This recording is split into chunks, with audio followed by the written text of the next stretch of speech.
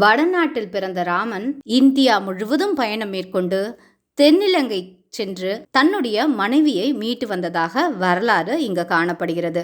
ஆம், அந்த ராமன் மீண்டும் வந்துவிட்டானென அந்த ராமன் பிறந்த இடத்தில் ராமருக்கான கோயிலை கட்டி முடிக்கப்பட்டுள்ளது. இந்த கோவில் தற்போது கும்பாபிஷேகம் காணும் நிலையில் இருக்கும்போது இதை சுற்றி பல்வேறு தரப்புகளான பல்வேறு விஷயங்கள் பேசப்படுது. இது 500 ஆண்டுகால வரலாறு, இரத்தமும் சதையும் தாங்கி நிற்கும் வரலாறு. இந்த இடத்தில் கோயில் அமைய வேண்டும் என்பதற்காக இந்துக்கள் தொடர்ந்து போராடிய வரலாறு. ஆம், ராமனின் வரலாறை விட இந்த போராட்ட வரலாறு நெடியது. ஆனால் இதை பார்க்கும் அரசியல் கட்சிகள் தேர்தலுக்கு இன்னும் 2 மாதங்களே உள்ள நிலையில் அரசியல் களம் சூடுபிடிக்க தொடங்கிய நிலையில் இந்த கட்சிகள் என்ன பேசிக்கொள்றாங்கன்னா, கண்டிப்பாக இது அரசியலுக்காக மட்டுமே பாஜக ராமர் கோவிலை கட்டி முடிக்கப்படாத நிலையில், அதாவது முழுவதுமாக கட்டி முடிக்கப்படாத நிலையில் அவசரமாக துவங்குது என்ற கருத்தை முன்வைக்கிறாங்க. அயோத்தியில் மிகப்பெரிய விமான நிலையம் உருவாக்கப்படுது. அயோத்தியில் ரயில் நிலையம் கூட கட்டமைக்கப்படுது. அங்கு மிக பிரம்மாண்டமான அணிலின் சிற்பமும் இருக்குது. அதை தாண்டி அந்த நகரங்கள் எங்கும் விழாக்கோலம் பூண்டிருக்கு. முன்பு வரலாறுகளில் படித்த ராமரை மக்களிடையே உருவமாக கொண்டு சேர்த்ததற்கு மிக முக்கிய காரணம் ராமானந்த் சாகரின் ராமாயணம். அதில் நடித்த கதாபாத்திரங்கள் அயோத்திக்கு வரவழைக்கப்பட்டு அவர்கள் நடந்து வரும் வழியெங்கும் பூத்தூவி அவர்களை வரவேற்கிறாங்க மக்கள். அவர்களை நிஜமாகவே ராமர், லக்ஷ்மணர், சீத்தையாக தான் அவங்க நினைச்சாங்க. அங்கு சீதா தேவி உடுத்தும் பட்டினை தமிழகத்தில் வாழை நாரில் செஞ்சு அனுப்புறாங்க. அங்கிருக்கும் மர வேலைப்பாடுகள் அமைந்த கதவுகளும் பல்லக்குகளும் இங்கு மாமல்லபுரத்தின் கைவினை கலைஞர்களால் செதுக்கப்பட்டது. இந்த குழந்தை ராமர் சிலையை பிரதிஷ்டை செய்வதற்காக நம்முடைய பாரத பிரதமர் நரேந்திர மோடி அவர்கள் 11 நாட்கள் கடுமையாக விரதம் இருந்து சாத்விக் உணவுகளை மட்டுமே எடுத்துக்கொண்டு தேங்காய் தண்ணீரை அருந்துவதாக தெரிகிறது. ராமானந்த் சாகர் தயாரித்து இயக்கி 1978 வெளியான ராமாயணன். இதில் ஸ்ரீ ராமராக அருண் கோயில், சீதா தேவியாக தீபிகா சிகாலா, லக்ஷ்மணராக சுனில் லாஹிரி ஆகியோர் நடித்தனர். திறப்பு விழாவை முன்னிட்டு வெளியாகும் அமாரே ராம் ஆயேங்கா என்ற இசை ஆல்பத்தில் இவர்கள் நடிக்கின்றனர். இதன் படப்பிடிப்புக்காக அயோத்தி வந்தபோது பல கோவில்களில் இவர்கள் வழிபட்டனர். அந்த வேளையில் அருண் கோயிலின் சிலிர்ப்பு ஸ்ரீ ராம ஜென்மபூமி கோயிலை பார்க்கும்போது கனவு நனவான பரவசம் என கண்கலங்கி கூறினார். இந்த கோவில் நமது கலாச்சார மறுமலர்ச்சிக்கு மிகப்பெரிய பங்களிப்பு அளிக்கிறது. ராமர் கோவில் திறப்பு விழாவை முன்னிட்டு சிறப்பு தபால் தலையை வெளியிட்டுள்ளது மத்திய அரசு. இந்த அயோத்தியில் ராமர் கோயில் கருவறையில் பிரதிஷ்டை செய்வதற்காக 3 சிற்பிகள் தனித்தனியாக குழந்தை ராமர் சிலையை செதுக்கினர். அதில் மைசூரை சேர்ந்த சிற்பி அருண் யோகிராஜ் செதுக்கிய சிலை தேர்வு செய்யப்பட்டு பிரதிஷ்டை செய்யப்பட இருக்கு.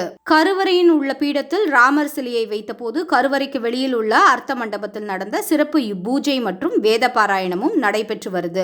இந்த ராமர் கோவில் கும்பாபிஷேகத்தில் நேரடியாக பங்கேற்க நாடு முழுவதும் 4000 சாது சன்னியாசிகள் உட்பட 7000 பேருக்கு அழைப்புதல் வழங்கப்பட்ட நிலையில் மக்கள் இதை ஆர்வமாக பார்க்கறாங்க.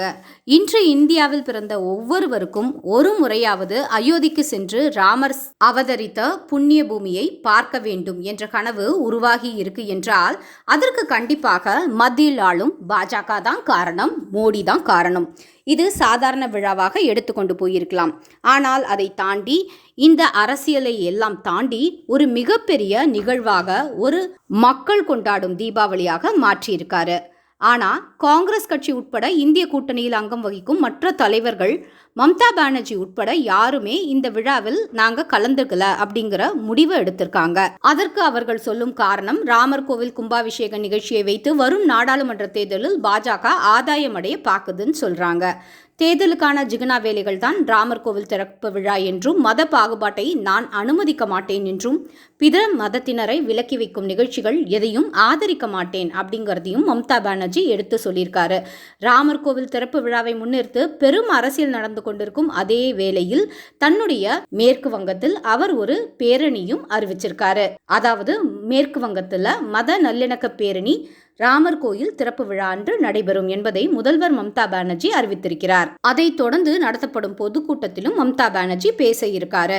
ஆனால் ஆம் ஆத்மி சற்று வித்தியாசமாக டெல்லி முழுவதும் ராமாயண பாராயண கூட்டங்கள் நடத்தப்பட்டு அதில் டெல்லியின் முதல்வராக அரவிந்த் கெஜ்ரிவாலும் ஒரு பாராயண கூட்டத்தில் தானே முன்வந்து பங்கெடுத்திருக்காரு. இது ஒரு நல்ல மாற்றமாக பார்க்கப்படுகிறது. ஏன்னா ராமர் கோவிலை யார் நிராகரிக்கிறாங்களோ அவங்கள மக்களும் நிராகரித்து விடுவாங்க என்பதை நன்றாக புரிந்து கொண்டுள்ளது ஆம் ஆத்மி. கர்நாடகாவின் துணை முதலமைச்சர் டி.கே. சிவகுமார் கூட காங்கிரஸ் கட்சி என்ன செய்தாலும் என்ன சொன்னாலும் நான் இன்று உயிரோடு இருப்பதற்கு காரணம் அந்த ராமர் தான். அதனால ராமர் கோவில கண்டிப்பா அந்த விழாவில் கலந்துப்பேன் என்று தன்னிச்சையாக துணிச்சலாக பேட்டி கொடுத்திருக்காரு. அவரது துணிச்சலை பாராட்டப்பட வேண்டிய தருணம். நாங்கள் மத சார்பற்ற கொள்கைகளை பின்பற்றுபவர்கள், எனவே அயோத்தி ராமர் கோவில் திறப்பு விழாவிற்கு வரமாட்டோம் என்று எதிர்க்கட்சிகளால உறுதியாக சொல்ல முடியல. முதலில் கம்யூனிஸ்ட் கட்சியும் அடுத்த சில வாரங்கள் கழித்து காங்கிரசும் சமாஜ்வாடி கட்சியினரும் ராமர் கோயில் திறப்பு விழாவில் கலந்து கொள்ளப் போவதில்லை என தெரிவித்தன. ஆனால் மக்களின் எழுச்சி அரசியல் கட்சிகளின் மனதை மாற்றிவிட்டது என்றே சொல்லலாம். உத்தரப்பிரதேசத்தில் ராமர் கோவிலை கட்டுவோம் என்று சொல்லித்தான் பாரதிய ஜனதா கட்சி ஆட்சியை பிடித்தது. அயோத்தி ராமர் கோவில் பிரச்சனையை உத்தரப்பிரதேசத்தையும் தாண்டி அதை தேசிய அளவில் பேசு பொருளாக்கி விவாதத்திற்குரிய ஒரு பிரச்சனையாக மாற்றியது கூட பாரதிய ஜனதா கட்சி தான். 1991 நாடாளுமன்ற தேர்தல் பிரச்சாரத்திற்காக ஸ்ரீபெரும்புதூர் வந்த ராஜீவ்காந்தி, நாங்கள் ஆட்சிக்கு வந்தால் ராமர் கோவில் கட்டுவோம் என்றார். அவர் அளித்த கடைசி பேட்டி கூட அதுதான். ஆட்சி கவிழ்ந்து ராமர் கோவில் கட்டுவதற்காக ரத யாத்திரை பீகார் மாநிலத்திற்குள் நுழைந்த போது எல்.கே. அத்வானியை கைது செய்தார் அன்றைய முதலமைச்சர் லாலு பிரசாத் யாதவ். அதனைத் தொடர்ந்து வி.பி. சிங்குக்கு தந்த ஆதரவை பாரதிய ஜனதா கட்சி விலக்கிக் கொண்டதை அடுத்து மத்தியில் வி.பி. சிங்கின் ஆட்சி கவிழ்ந்தது. இப்படி ராமர் கோயில் விவகாரம் உத்தரப்பிரதேசத்தில் ஆட்சி அமைக்க வழிவகுத்தது என்றால் மத்தியில் ஆட்சி கவிழவும் இதுதான் காரணமாக இருந்தது. இப்படிப்பட்ட நிறைய சிறப்புகளை பெற்ற இந்த ராமர் கோவில் அயோத்திக்கு வருவதனால் என்னென்ன பலன் இருக்கு, எந்தெந்த துறையில் நாடு வர்த்தகம் சார்ந்து முன்னேறி இருக்கு அப்படின்னு பார்த்தோமே என்றால், குறிப்பாக அயோத்தி, பிரயாக் மற்றும் வாரணாசியில் உள்ள அனைத்து ஹோட்டல்களும் விடுதிகளும் முன்கூட்டியே பல நாட்களுக்கு முன்பதிவு செய்யப்பட்டிருக்கு.